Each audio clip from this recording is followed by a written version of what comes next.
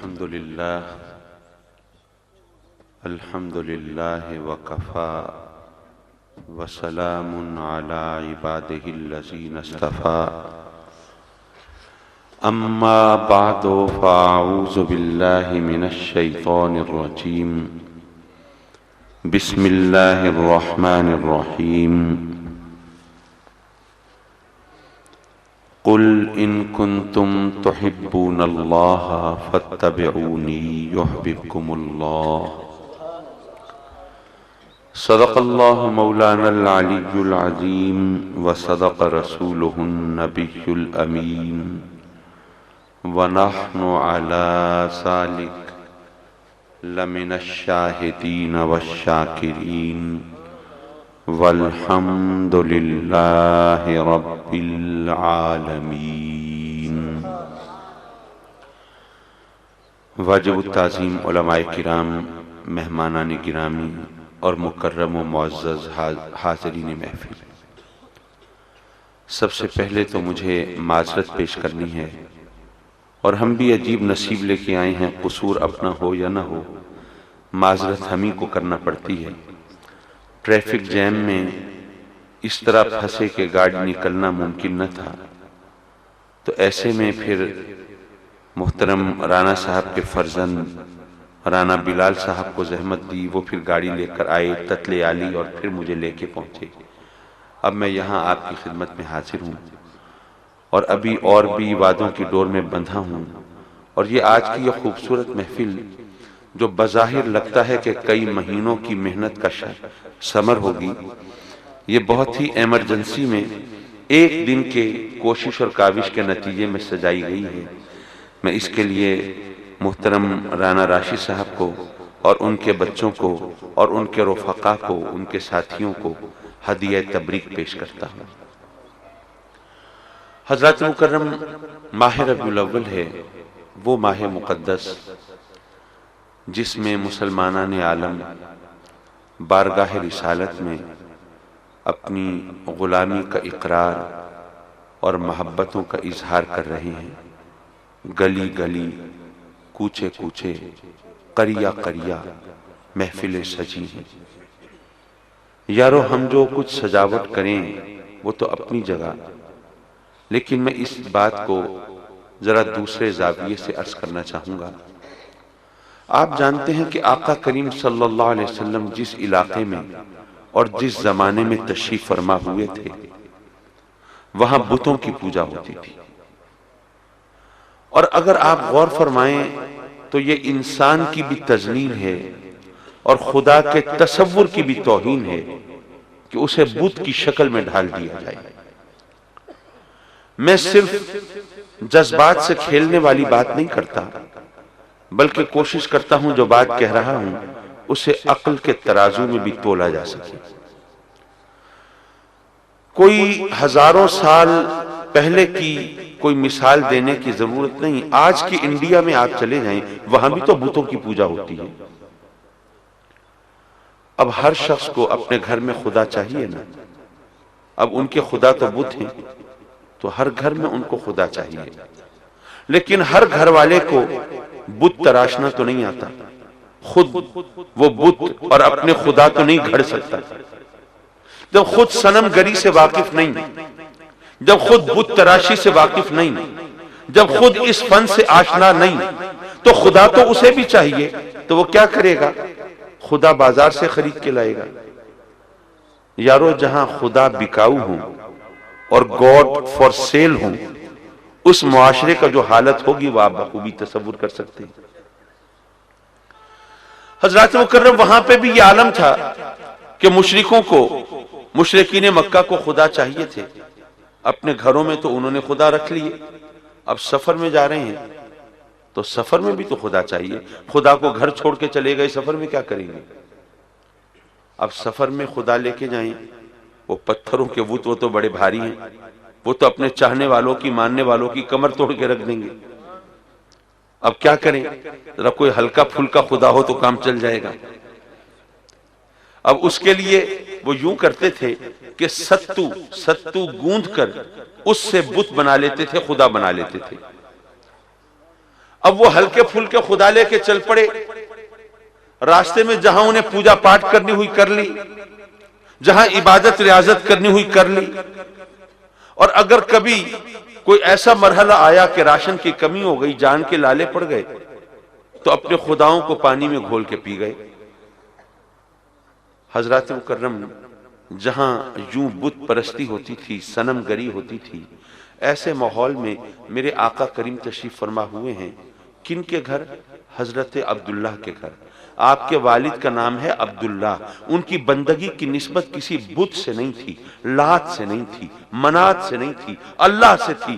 یہاں کم از کم پتہ چلتا ہے کہ جن کا نام رکھا گیا اور جس نے نام رکھا، ان کے عقائد و نظریات ہمارے عقیدے کے مطابق تھے صحیح یا نہیں تھے۔ ہمارا ایمان ہے نا کہ آقا کریم کے اسلاف میں، اجداد میں کوئی بھی بت پرست نہیں ہوا، کوئی بھی بت پرست نہیں ہوا۔ اور پھر آپ کو یہ بھی معلوم ہے کہ اس زمانے میں اور اس علاقے میں، چونکہ وہاں عرب میں کوئی باقاعدہ حکومت تو نہیں تھی، قبائلی سلسلہ تھا، تو مختلف قبیلے آپس میں برسر پیکار رہتے تھے، جنگ و جدال کی کیفیت رہتی تھی، ہر وقت ریڈ الرٹ رہتے تھے، نہ جانے کس وقت وہ جنگ شروع ہو جائے، نہ جانے کب ہتھیار اٹھانے پڑے۔ ہتھیار تو ان کا زیور تھے، اور سروں کی فصل کاٹنا ان کا محبوب مشغلہ تھا، اور خون بہانا ان کے نزدیک مردانگی کی علامت تھا۔ ایسے ماحول میں جہاں پر یہ کیفیت تھی، میرے آقا کریم کی والدہ ماجدہ کا نام ہے آمنہ، امن والی۔ اور پھر آپ جانتے ہیں کہ وہاں تحمل اور برداشت نام کو نہیں تھا۔ کوئی اگر آوازہ کس دے، کوئی بات کہہ دے تو اس کو پی جانا، یہ تو بزدلی تھی، یہ تو نامرد ہونے کی علامت تھی، یہ تو انتہائی کم ہمتی تھی۔ کسی کی بات کو گوارا یہ کرنا ان کی فطرت میں نہیں تھا۔ ذرا ذرا سی بات پر نسل در نسل، انتقام در انتقام کا سلسلہ شروع ہو جاتا تھا۔ گھوڑے کو پانی پہلے میں نے پلانا ہے کہ تم نے پلانا ہے، صرف اتنی سی بات پہ جھگڑا شروع ہوا اور کئی نسلیں خون کے سمندر میں غرق ہو گئیں۔ ایسے ماحول میں جہاں ان کے اندر بات سننا اور سہنا، تحمل اور برداشت یہ کسی صورت میں قابل قبول نہیں تھی، ایسے میں میرے آقا کریم کی دائی اماں کا نام ہے حلیمہ، حلم والی۔ یارو اور کچھ بھی نہ دیکھو، اگر صرف ناموں کی اس کہکشاں کو دیکھ لو تو پتہ چلتا ہے کہ رب کائنات اپنے محبوب کی جلوہ گری کے لیے ماحول تخلیق فرما رہا ہے۔ اور ویسے تو ہمارا ایمان ہے کہ ساری کائنات ہی اس نے اپنے محبوب کے لیے تخلیق فرمائی ہے، اور یہ صرف جوش بیان نہیں ہے، یہ زور خطابت نہیں ہے، یہ عقیدتوں اور محبتوں کی کرشمہ گری نہیں ہے یارو، یہ وہ حقیقت ہے جس کا اظہار خود رب کائنات کی طرف سے زبان رسالت کے ذریعے ہو رہا ہے۔ احادیث قدسی آپ نے سنی ہے نا، لولا کلمہ خلقت الدنیا، لولا کلمہ خلقت الافلاق، لولا کلمہ اظہرت الربوبیۃ۔ اے محبوب، اگر تو نہ ہوتا یہ ارض و سما نہ ہوتے، یہ شمس و قمر نہ ہوتے، یہ دشت و جبل نہ ہوتے، یہ بساط ہستی نہ بچھاتا، نگار خانہ قدرت نہ سجاتا، اور گردش لیل و نہار قائم نہ فرماتا۔ یہ ساری بساط بچھائی ہے تیرے لیے۔ حضرات مکرم، بعض لوگ یہ سوال کرتے ہیں، ویسے تو میرا خیال ہے کہ یہ بہت اب بات آؤٹ ڈیٹڈ ہو چکی، فرسودہ ہو چکی، کہ جی میلاد منانا چاہیے یا نہیں منانا چاہیے، لیکن کم از کم جو اس خوبصورت اور باوقار اور بابرکت محفل میں حاضر ہیں، ان کی تسکین اور تسلی کے لیے کہ ہم ایک بہت اچھے بابرکت کام کے لیے حاضر ہیں جو رب کی رحمتوں کے نزول اور ان کے حصول کا سبب ہے، تو اس لیے میں یہ عرض کرتا چلوں۔ بعض لوگ کہتے ہیں کہ آپ کہتے ہیں میلاد منانا اتنا باعث برکت ہے، اس سے اتنی اللہ کی رحمتیں نازل ہوتی ہیں، یہ اتنی شاندار چیز ہے، تو اگر واقعی یہ اتنی اہم بات ہوتی تو قرآن میں کہیں میلاد کا ذکر تو ہونا چاہیے۔ تو اگر قرآن میں میلاد کا لفظ دکھا دیں تو ہم بھی میلاد منائیں گے، اور اگر نہ دکھا سکیں تو آپ کو بھی سوچنا چاہیے کہ اتنی بابرکت چیز اس کا ذکر ہی نہیں قرآن میں کہیں۔ حضرات مکرم، ہمارے سیدھے سادے سنی حضرات وہ ایسی باتوں سے بہت جلدی مروب ہو جاتے ہیں، جی ذرا قرآن میں میلاد کا لفظ نکال کے دکھائیں. واقعی قرآن میں میلاد کا لفظ تو نہیں آیا. اب اس بنیاد پر کوئی میلاد النبی منانے کا انکار کرے تو یارو میں ایک دوسری بات عرض کروں گا. میں آپ سے اگر یہ پوچھوں کہ یہ بتائیے کہ اسلام کی بنیاد کس عقیدے پر ہے جس پر کوئی جھگڑا اور اختلاف نہ ہو؟ توحید پر ہے، اس میں تو کوئی شک نہیں، کوئی اعتراض نہیں. اسلام کا بنیادی عقیدہ ہے توحید. اگر کوئی کافر ہو، غیر مسلم ہو، وہ آپ سے پوچھے کہ آپ کے دین کی بنیاد کیا ہے، آپ کہیں گے توحید. وہ کہیں گے اچھا یہ بتائیں قرآن کیا ہے؟ آپ کہیں گے تجھے کیا پتا قرآن کیا ہے؟ یہ اللہ کا کلام ہے، لافانی اور لازوال کلام جو انسانیت کی فلاح و نجات کے لیے ضروری، اور ہر وہ چیز جو انسان کی بھلائی کے لیے چاہیے وہ قرآن کے اندر موجود ہے. سب کچھ قرآن میں ہے کہ نہیں؟ اب وہ کافر، وہ غیر مسلم، وہ کہے کہ جی آپ کہتے ہیں کہ سب کچھ قرآن کے اندر موجود ہے اور آپ کہتے ہیں کہ آپ کے دین کی بنیاد توحید ہے، تو ذرا قرآن مجید اٹھائیے، اس کی ورگردانی کیجئے اور پورے قرآن میں کسی ایک جگہ اگر توحید کا لفظ دکھا دیں تو ہم بھی ایمان لے آئیں، مسلمان ہو جائیں. اور اگر نہ دکھا سکے تو آپ کو بھی سوچنا چاہیے کہ جس کتاب کے بارے میں آپ کہتے ہیں کہ سب کچھ ہے، اس میں آپ کے دین کی بنیاد نہیں ہے. اب صورتحال یہ ہے کہ پورے قرآن میں توحید کا لفظ تو کہیں نہیں آیا. اب اس بنیاد پر جو توحید کا اور اسلام کا انکار کرے اسے کیا جواب دو گے یارو؟ وہ لوگ تو نہیں دے سکیں گے کیونکہ وہ تو اس قسم کے اعتراض کرنے والے ہیں، وہ تو ہم ہی دیں گے. ہم کہیں گے کہ بھائی توحید کا لفظ اگر قرآن میں نہیں آیا تو کیا ہوا؟ اللہ کے ایک ہونے کا ذکر تو قرآن میں آیا ہے، تو توحید اور کسے کہتے ہیں؟ تو اللہ کا ایک ہونا یہی توحید ہے نا. تو یہ توحید کا ذکر دیکھو قرآن میں ہے کہ نہیں ہے. لفظ آنے نہ آنے سے کیا فرق ہوتا ہے؟ اللہ کے ایک ہونے کا ذکر تو ہے، تو وہ جو ذکر ہے وہی توحید کی بنیاد ہے، وہی توحید کی اصل ہے، بلکہ وہی توحید ہے. میں بھی عرض کروں گا کہ یارو اگر میلاد کا لفظ قرآن میں نہیں آیا تو کیا ہوا؟ میرے آقا کریم کی تشریف آوری کا ذکر تو قرآن میں آیا ہے. تو یارو میلاد اور کسے کہتے ہیں؟ وہ جو میلاد جو تشریف آوری کا ذکر ہے دیکھو کس کس انداز سے ہے اور کن کن الفاظ میں ہے. اور اللہ نے اپنے محبوب کے جلوہ گر ہونے کے لیے کیا کیا پیرایہ اظہار منتخب فرمایا ہے. کہیں فرمایا هو الذی ارسل رسولہ بالہدی، کہیں فرمایا قد جاءکم من اللہ نور، کہیں فرمایا لقد من اللہ علی المؤمنین اذ بعث فیہم رسولا، اور کہیں فرمایا یا ایہا النبی انا ارسلناک شاہدا ومبشرا ونذیرا، اور کہیں فرمایا لقد جاءکم رسول من انفسکم، اور کہیں فرمایا وما ارسلناک الا رحمتا للعالمین. یارو ذرا آنکھیں کھول کر دیکھو، سارا قرآن تو میرے آقا کے میلاد سے بھرا ہوا ہے.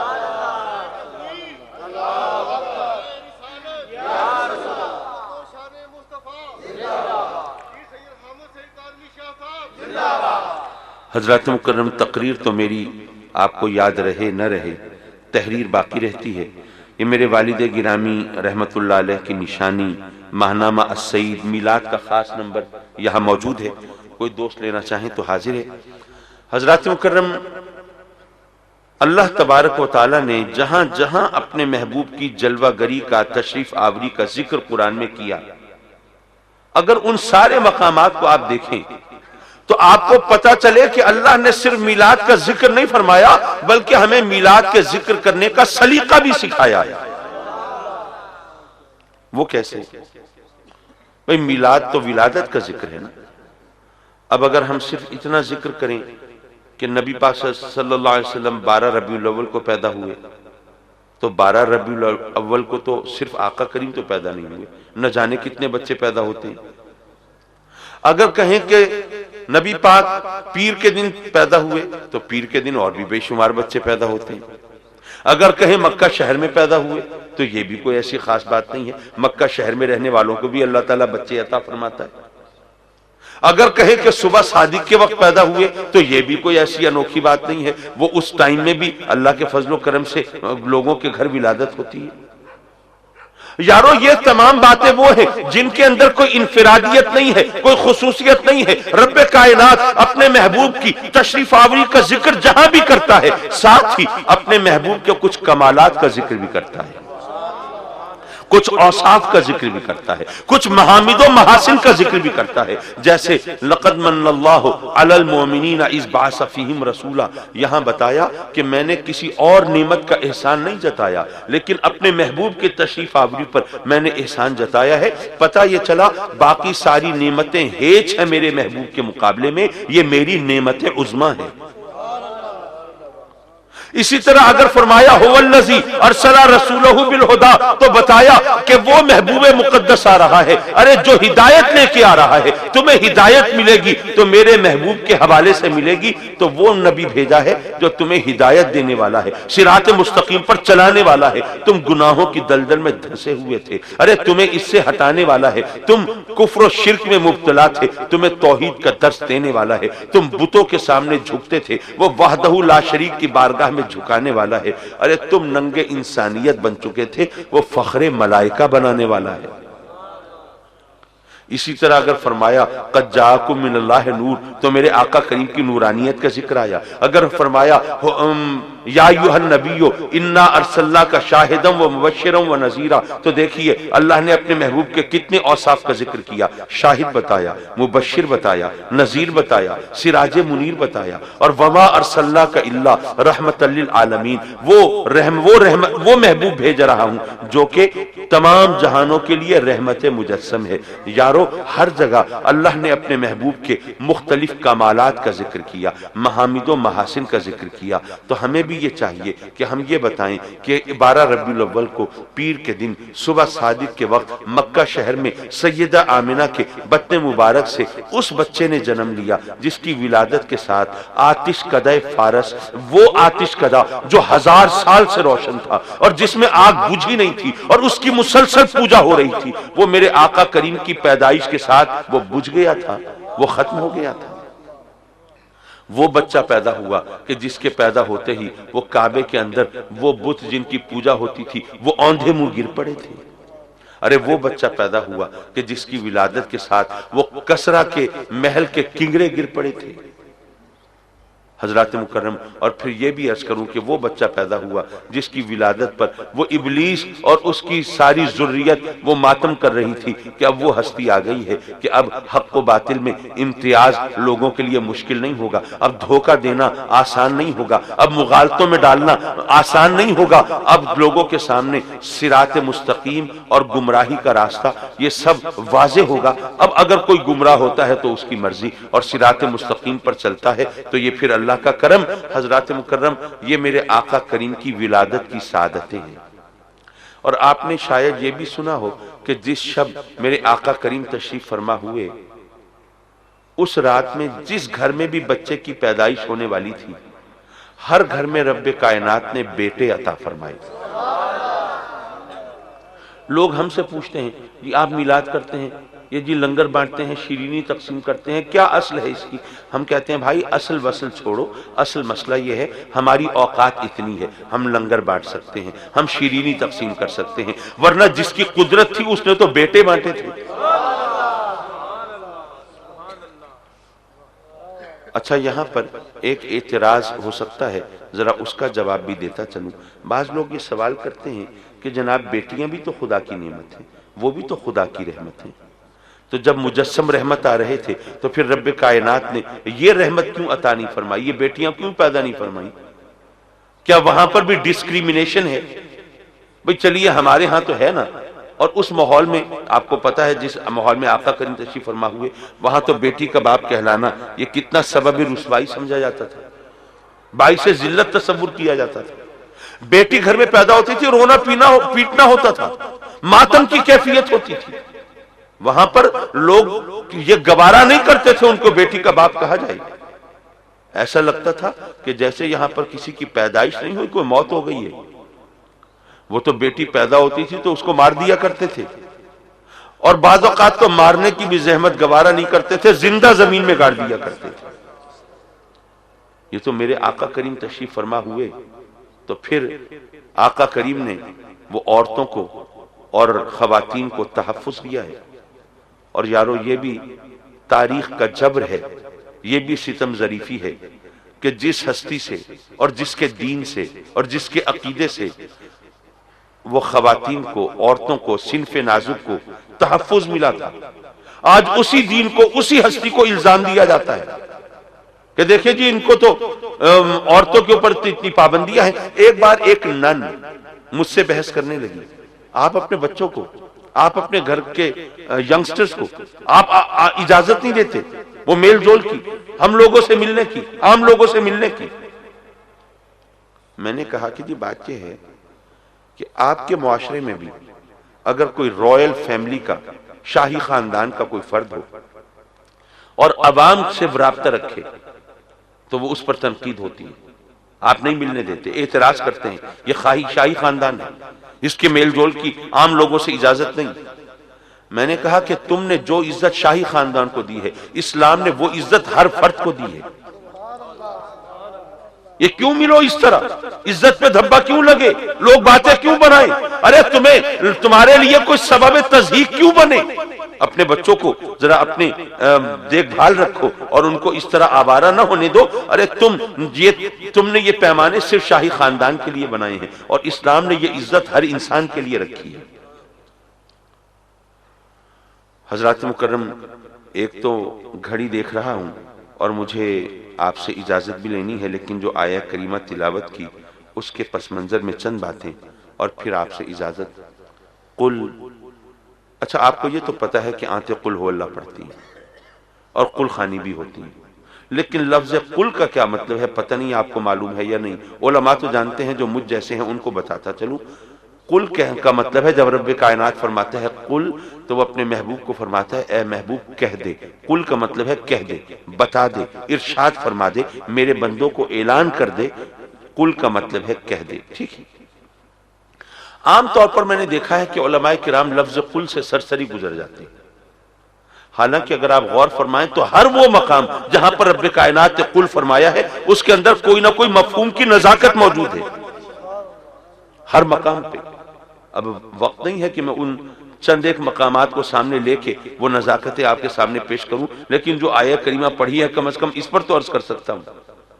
رب کائنات فرماتا ہے قل اے محبوب کہہ دے، کن سے کہہ دے؟ ان کنتم تحبون اللہ، ارے جو جن کا دعویٰ ہے کہ وہ اللہ سے محبت کرتے ہیں ان سے کہہ دے۔ مولا جن کا یہ دعویٰ ہے کہ وہ تجھ سے محبت کرتے ہیں تو مولا تو اپنے نبی سے کہہ رہا ہے کہ ان کو کہہ دے۔ تو مولا تو نے قرآن میں فرمایا یا ایھا الذین آمنو، اے ایمان والو، ایمان والوں سے خطاب کیا، بلکہ تو نے تو یہاں تک فرمایا یا ایھا الناس، اے لوگو، ہر ایرے غیرے کو خطاب کیا۔ تو مولا جو محبت کرنے والے ہوتے ہیں ان کی تو بڑی طلب ہوتی ہے اور تڑپ ہوتی ہے، ان کی تو خواہشوں کی معراج ہوتی ہے کہ کبھی محبوب بھی ان کا نام لے، کبھی محبوب ان سے خطاب کرے، وہ قابل توجہ سمجھے، محبوب کی آواز کا رس کانوں میں گھلے، وہ اس قابل سمجھے کہ وہ گفتگو کر لے۔ یہ تو محبت کرنے والوں کی معراج ہوا کرتی ہے۔ تو مولا تو نے یا ایھا الذین آمنو کہا، یا ایھا الناس کہا، لیکن مولا یہ محبت کرنے والوں کا یہ حق نہیں تھا کہ ان سے بھی خطاب کر لیتا؟ جو کہنا تھا کہہ دیتا۔ یہ زبان غیر سے شرح آرزو ہو، یہ پیغام رسانی ہو، کسی کے توسط سے کہلوایا جائے تو اس میں تو مولا ذرا محرومی کا احساس ہوتا ہے۔ تو اپنے نبی سے کہہ رہا ہے کہ تو کہہ دے، مولا خود ہی فرما دیتا۔ یارو یہاں دراصل یہ میسج کنوے ہوا، یہ سبق ملا، ہمیں یہ بتایا گیا۔ رب کائنات نے ارشاد فرمایا کہ اے میرے محبوب، یہ جن کا دعویٰ ہے کہ وہ مجھ سے محبت کرتے ہیں ان کو بتا دے کہ ان کی محبت میری بارگاہ میں مقبول نہیں ہوگی جب تک کہ تیرا واسطہ درمیان میں نہیں ہوگا۔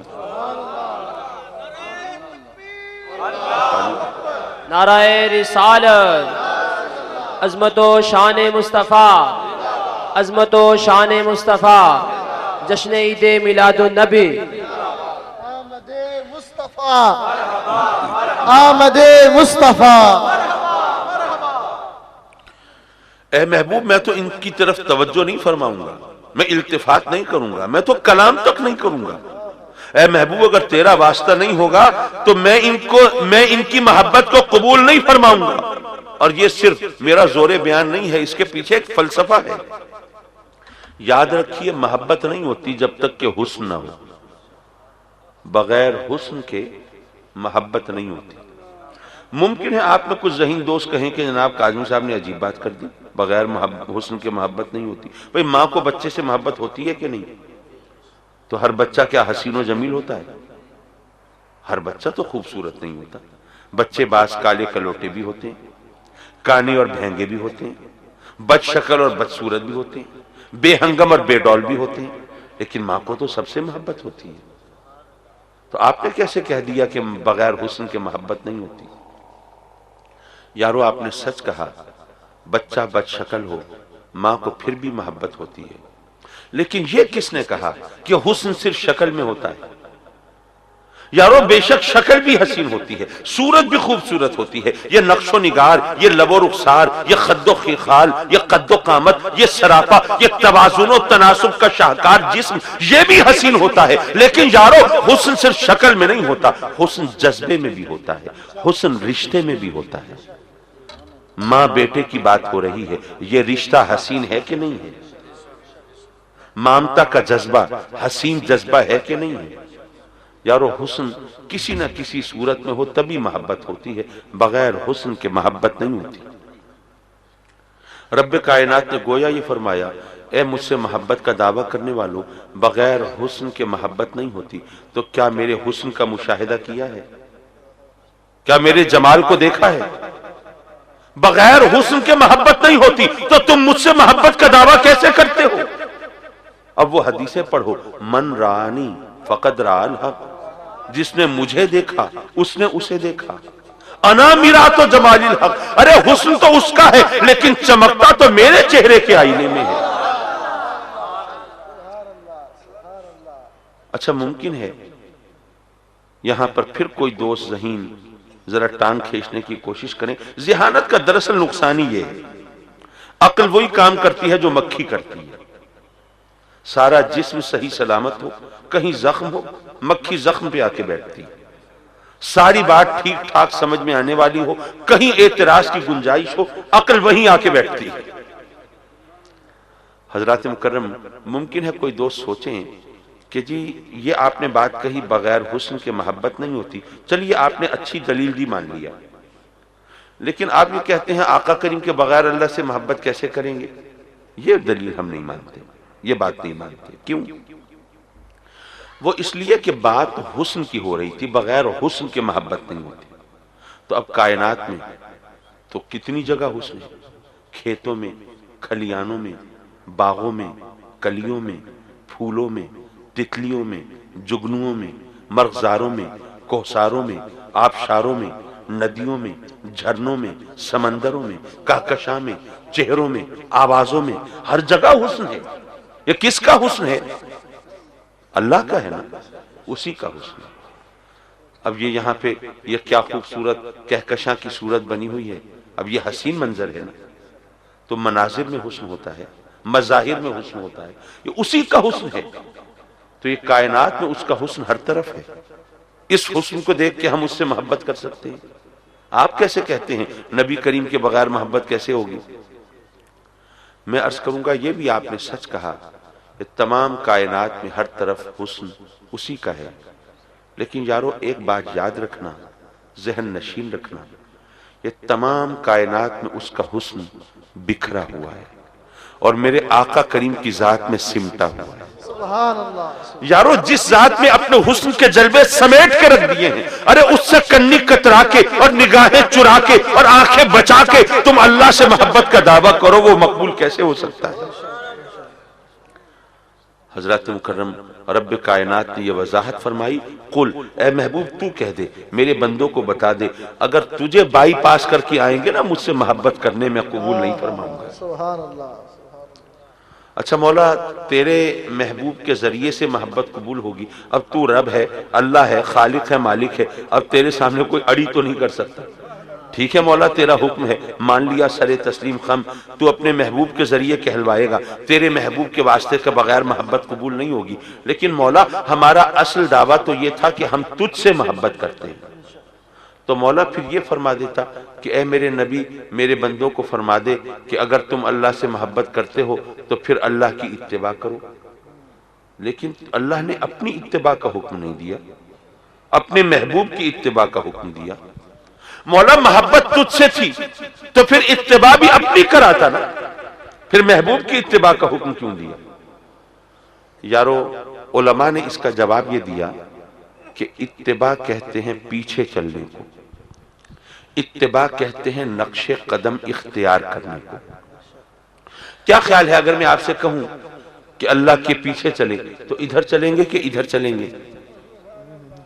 اللہ سمتوں اور جہتوں سے پاک ہے، وہ اطراف و اکناف سے پاک ہے، وہ ڈائریکشنز اینڈ ڈائمنشن سے پاک ہے، وہ آگے پیچھے دائیں بائیں اوپر نیچے ان تصورات اور اعتبارات سے پاک ہے۔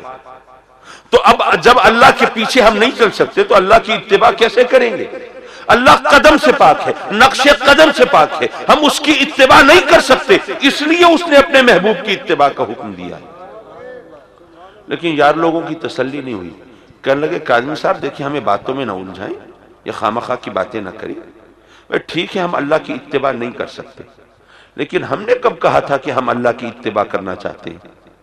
ہمارا دعویٰ تو صرف یہ تھا کہ ہم اللہ سے محبت کرتے ہیں، اتباع کا شوشہ تو اس نے خود چھوڑا ہے۔ وہ نہ کہتا اتباع کرو، وہ کہہ دیتا طاعت کرو۔ اللہ کی اتباع نہیں کر سکتے، طاعت تو کر سکتے ہیں نا، اس نے قرآن میں حکم دیا بھی ہے اطیعوا اللہ، اللہ کی طاعت کرو۔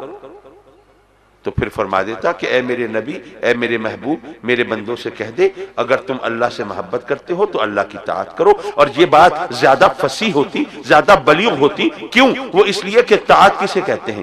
طاعت کا مادہ ہے توئے واو عین، اور طاعت کا مطلب ہوا خوش کرنا، راضی کرنا۔ تو کا مطلب ہے خوشنودی اور رضا، طاعت کا مطلب ہوا راضی اور خوش کرنا۔ تو ظاہر ہے کہ آدمی کو جس سے محبت ہوتی ہے پھر اسے خوش بھی تو کرنا چاہتا ہے نا۔ تو اللہ فرما دیتا کہ اے محبوب میرے بندوں سے کہہ دے کہ اگر تم اللہ سے محبت کرتے ہو اس کی طاعت کرو، اس کو خوش کرنے کی کوشش کرو۔ محبوب کو راضی کرنا یہ تو محبت کرنے والوں کا اولین فرض ہوتا ہے۔ لیکن نہیں، رب کائنات نے گویا یہ فرمایا کہ اے میرے بندو تمہیں کیا پتا میں کس چیز سے خوش ہوتا ہوں، کس سے ناخوش ہوتا ہوں، کس سے راضی ہوتا ہوں، کس سے ناراض ہوتا ہوں۔ بھئی میری خوشی ناخوشی بھی تو تمہیں میرا محبوب بتائے گا نا۔ میرے محبوب کے ذریعے کے بغیر تو تم مجھے خوش بھی نہیں کر سکتے، راضی بھی نہیں کر سکتے۔ تمہیں کیا خبر کس چیز سے راضی ہوں گا، کس پر ناراض ہو جاؤں گا۔ تو چونکہ میرے محبوب کے واسطے کے بغیر تمہاری میری محبت پروان نہیں چڑھ سکتی، اس لیے تمہیں محبوب کی اتباع کا حکم دیا، اور اس میں بھی تمہاری بھلائی ہے۔ وہ کیسے؟ اس لیے کہ جب تم میرے محبوب کی اتباع کرو گے تو کیا ہوگا؟ محبت کرنے والوں کی سب سے بڑی خواہش کیا ہوتی ہے؟ کہ ان کو جواباً محبت ملے محبوب سے۔ بھئی آدمی بھینس کے آگے بیل نہ بجائے نا، اور پتھروں سے سر نہ پھوڑے نا، جس سے محبت کی ہے ذرا وہاں سے رسپانس بھی ملے، وہاں سے جواب بھی لے، محبت کا جواب محبت سے ملے، یہ محبت کرنے والوں کی اولین خواہش ہوتی ہے۔ تو اے محبوب جب یہ تیری اتباع کریں گے پھر کیا ہوگا؟ یحببکم اللہ، پھر ان کو اللہ اپنا محبوب بنا لے گا نا۔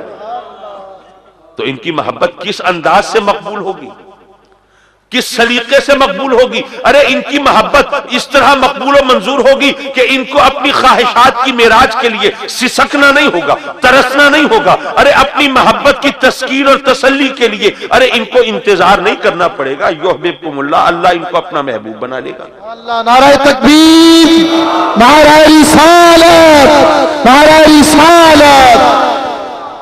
اور اگر آپ غور فرمائیں تو یہ بات بھی بہت ریشنل ہے، یہ بھی بہت معقول بات ہے۔ وہ کیسے؟ دیکھیے فرض کیجئے آپ کہیں ہزاروں میل کے فاصلے پر کسی اجنبی دیش میں بیٹھے ہیں، اجنبی لوگ ہیں، ان کا مذہب کوئی اور ہے، دین کوئی اور، عقیدہ کوئی اور، نظریہ کوئی اور، رنگ کوئی اور، نسل کوئی اور، بولی کوئی اور، زبان کوئی اور، شکل کچھ اور، صورت کچھ اور، قد و قامت کا انداز کچھ اور، ٹھیک ہے۔ لیکن اتفاق سے ایک شخص کو دیکھ کے آپ چونک جاتے ہیں، ارے یہ میرے محبوب سے کتنا ملتا ہے۔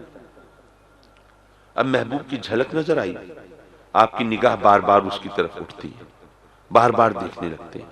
ابھی بولا تھا تو ہونٹوں کی جنبش کا انداز وہی تھا، ابھی اٹھا تھا تو نشست و برخاست کا سٹائل وہی تھا، ابھی دیکھا تھا تو ترچھی نظر کا انداز وہی تھا۔ یارو اب بار بار اس کی طرف توجہ جاتی ہے، بار بار اس کی طرف دیکھتے ہیں، خیال بھی آتا ہے کہ یاری میں بار بار دیکھ رہا ہوں کہیں ناراضی نہ ہو جائے، آ کے پوچھنا لے میاں کیا مسئلہ ہے، کیا میرے ماتھے پہ دم نکلی ہو یا بار بار گھور رہے ہو، کیا معاملہ ہے؟ کنٹرول کرنے کے باوجود، احتیاط کرنے کے باوجود بے اختیار نگاہ اس کی طرف اٹھ جاتی ہے۔ کیوں؟ کہ اس میں محبوب کی جھلک نظر آ رہی ہے۔ یارو تمہیں اپنے محبوب کی جہاں جھلک نظر آئے، تمہاری نگاہ بار بار اس کی طرف اٹھتی ہے، تو اللہ کے محبوب کی جھلک جہاں نظر آئی تو پھر اللہ کی رحمت بھی بار بار اس کی طرف متوجہ ہوتی ہے۔ نعرہ تکبیر، نعرہ رسالت، علامہ کاظمی صاحب۔ یارو اللہ کا محبوب بننا چاہتے ہو تو آقا کریم کی اتباع کرو، اس سانچے میں ڈھل جاؤ۔ محبوب کی اداؤں سے پیار ہوتا ہے، محبوب کے طور طریقوں سے پیار ہوتا ہے، محبوب کی ایک ایک چیز سے پیار ہوتا ہے، یہ محبت کے تقاضے ہیں۔ حضرات مکرم، محبت کے نعرے لگا لینا آسان چیز ہے، محبت کے لیے دلیل لینا، محبت کا کوئی ثبوت پیش کرنا، یہ ذرا مشکل چیز ہے۔ وہ گھسا پٹا پرانا لطیفہ تو آپ نے سنا ہوگا مجنو اور لیلا کا۔ وہ لیلا کو بڑی فکر تھی، وہ میرا دیوانہ، وہ میرا چاہنے والا، وہ میرا عاشق کس طرح میرے لیے صحراؤں کی خاک چھانتا پھرتا ہے، گھر بار چھوڑ کے ویرانے میں آن پڑا ہے، نہ جانے کچھ کھانے کو ملتا ہوگا کہ نہیں، سوکھ کے کانٹا ہو گیا ہوگا، نہ جانے سانس کی ڈور کیسے بچی ہوئی ہوگی۔ اب وہ اس فکر میں ہے، پھر سوچتی ہے کہ میں اس کے لیے نعرہ رسالت، نعرہ رسالت، سیدی مرشدی، سیدی مرشدی علامہ الحاج امجد علی چشتی صاحب ہماری بزم میں تشریف لائے، میں آپ کو خوش آمدید کہتا ہوں۔ تو حضرات مکرم میں یہ عرض کر رہا تھا کہ وہ لیلا نے کہا کہ بھئی میں اور کچھ نہیں کر سکتی، اس کے جذبات کا میں اس انداز سے جواب نہیں دے سکتی، تو چلیے اس کے لیے زندگی کو کوئی بہانہ کسی انداز سے لگ بن جائے۔ اپنی کنیز کو بلایا کہ بھئی یہ دودھ ہے، ذرا دیکھو میرا مجنو کہیں پھرتا ہوگا خاک چھانتا، جاؤ اسے یہ دودھ تو پلاؤ تاکہ اس کے جسم میں کچھ توانائی تو آئے۔ اس نے کہا کہ میں کیسے پہچانوں گی؟ ان کا تم جانا، وہ ظاہر ہے مجنو تو مجنو ہوتے ہیں، نظر آ جائیں گے، ویرانے میں ہوگا، کوئی کام نہیں کر رہا ہوگا، خاک چھان رہا ہوگا بیچارہ، میری یاد میں آہیں بھر رہا ہوگا۔ اب وہ کنیز نکلتی ہے دودھ کا برتن لے کے جنگل کی طرف، ایک درخت کے نیچے ایک بندہ بیٹھا ہوا ہے، وہ سوچتی ہے یہ بھی کچھ نہیں کر رہا، اب یہ مجنو کے منہ پہ تو نہیں لکھا ہوگا مجنو ہے، چلو پوچھ لیتی ہوں، بھائی تم مجنو ہو؟ بھائی کیا کام ہے مجنو سے؟ کہا مجنو کی لیلا نے اس کے لیے دودھ بھیجا ہے۔ کہا ہاں پھر میں ہی مجنو ہوں۔ وہ جناب دودھ لے کے غٹا غٹ چڑھا گیا۔ اب وہ کنیز واپس آئی، لیلا نے پوچھا ہاں بھائی مجنو ملا؟ ہاں جی ملا۔ یہ دودھ دیا؟ ہاں جی۔ وہ بڑا خوش ہوا کہ لیلا نے اس کے لیے بھیجا ہے، تحفہ بھیجا، فوراً پی لیا اس نے، اچھا اس کو کچھ تسکین ہو گئی۔ اگلے دن پھر اس نے دودھ بھیجا، پھر یہی ماجرا ہوا، 3-4 دن گزر گئے۔ اب لیلا پریشان کہ یہ عجیب مجنو ہے، یہ دودھ لے کے پی لیتا ہے، کوئی ملنے کی آس امید نہیں پوچھتا، کوئی تڑپ کا اظہار نہیں کرتا، کوئی پیغام کوئی سندیسہ نہیں بھیجتا، یہ کیسا مجنو ہے؟ یقیناً کوئی چکر ہے۔ اس نے کہا کہ اچھا آج ایسا کرو، خالی برتن لے کے جاؤ اور اس سے کہو کہ لیلا کو خون کی ضرورت ہے۔ کہا اچھا۔ اب وہ برتن لٹکائے پہنچی جا رہی ہے، وہ صاحب بیٹھے میں انتظار میں، دور سے اچھا لاؤ بھائی لاؤ، لیلا نے دودھ بھیجا ہے۔ کہ نہیں آج لیلا نے دودھ نہیں بھیجا، اس نے خون مانگا ہے۔ تو فوراً ہی اس نے بوریا بستر اٹھایا، بھئی ہم تو ہیں دودھ پینے والے مجنو، وہ خون دینے والے کوئی اور ہوں گے۔ یارو محبت کا دعویٰ کرنا آسان ہے، دلیل لانا مشکل ہے۔ حضرات مکرم، اور یہ بات بھی ذہن میں رکھیے گا کہ یہ آپ محافل میلاد کر رہے ہیں، یہ چراغاں ہے، یہ ایک کہکشاں کی صورت ہے، بے شک یہ آقا کریم سے محبت کا اعلان ہے، یہ اظہار ہے، یہ محبت کی نشانیاں ہیں، میں مانتا ہوں، لیکن یاد رکھو کہ نشانی اور چیز ہوتی ہے، حقیقت اور چیز ہوتی ہے۔ حقیقت ہو تو نشانی کا فائدہ ہے نا، اگر حقیقت نہ ہو تو نشانی کا کیا کام؟ جیسے آج کل بہت سی جماعتیں کس طرح چل رہی ہوتی ہیں، بس ایک بورڈ رکھا ہوا ہوتا ہے، اندر کوئی دفتر وغیرہ کچھ نہیں ہوتا، اور وہ نشانی تو ہوتی ہے، حقیقت نہیں ہوتی، اس لیے پھر جماعتیں کام نہیں کرتی۔ یارو جب تک حقیقت نہ ہو نشانی بے فائدہ ہوتی ہے۔ جیسے اب کہتے ہیں نا کہ مونچھیں جو ہیں مردوں کی نشانی ہیں، تو اب یہ مونچھیں کسی آپ عورت کے لگا دیں تو کیا وہ مرد ہو جائے گی؟ ظاہر ہے مرد تو نہیں ہوگی، وہ ایک جعلی چیز ہے، وہ ہٹ جائے گی، بات ختم ہو جائے گی۔ اگر واقعی اللہ رسول سے محبت ہے تو ذرا سوچو، تمہیں اگر کسی سے محبت ہو، اگر کسی کی زلف گرہ گیر کے اسیر ہوئے، کسی کے تیرے نگاہ ناز سے گھائل ہوئے، اگر کسی کے رخساروں کی شفق کی روشنی میں اپنی منزل کا نشان ڈھونڈنے کے لیے نکلے، تو یارو اب تم چاہتے ہو محبوب مائل بکرم ہو، اس کی توجہ ہو، لیکن وہ تغافل برت رہا ہے، بے توجہ ہی کر رہا ہے، سادہ لفظوں میں کہیے وہ لفٹ نہیں کرا رہا ہے۔ اب اسی تگ و دو میں ہے، کوئی صورت ایسی نکلے، راتوں کو نیند نہیں آ رہی، منصوبہ سازی ہو رہی ہے، محبوب کو راضی کیسے کروں، متوجہ کیسے کروں، وہ کون سا تیر ماروں، وہ کون سا کارنامہ سر انجام دوں کہ محبوب ذرا متوجہ تو ہو میری طرف۔ سردیوں کے دن ہو، راتوں کا وقت ہو، کڑاکے کی سردی پڑ رہی ہو، ذرا رم جھم کا سما ہو، اور کوئی کان میں آ کے کہے کہ محبوب کو راضی کرنا ہے نا، سنہرا موقع ہے، جاؤ فلاں دکان سے گرما گرم گجریلا پکڑ کے لے آؤ۔ یارو پھر سردی راستہ نہیں روکے گی، پھر بارش بھی کچھ نہیں چاہے گی، پھر بھاگے جا رہے ہوں گے کہیں مجھ سے پہلے کوئی اور گجریلا لے کے نہ پہنچ جائے گا۔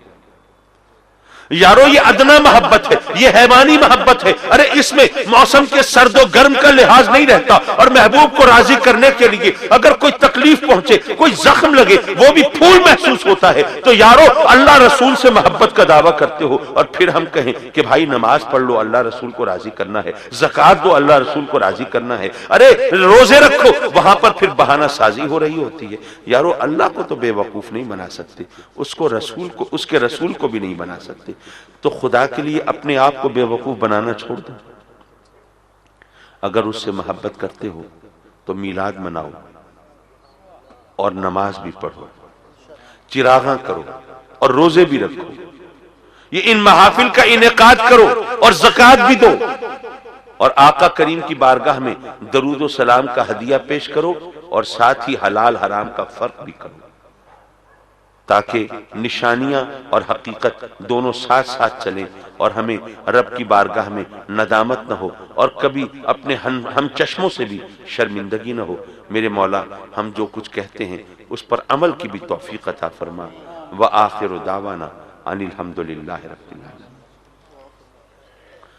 حضرات مکرم، اب چونکہ بہت تاخیر ہوئی اور میں بھی بالکل ہوا کے گھوڑے پہ سوار آگے جانے کے لیے، تو اب میں اس کی بارگاہ میں دعا کے لیے ہاتھ اٹھا رہا ہوں، اور پھر آپ سے اجازت کا خواستگار ہوں۔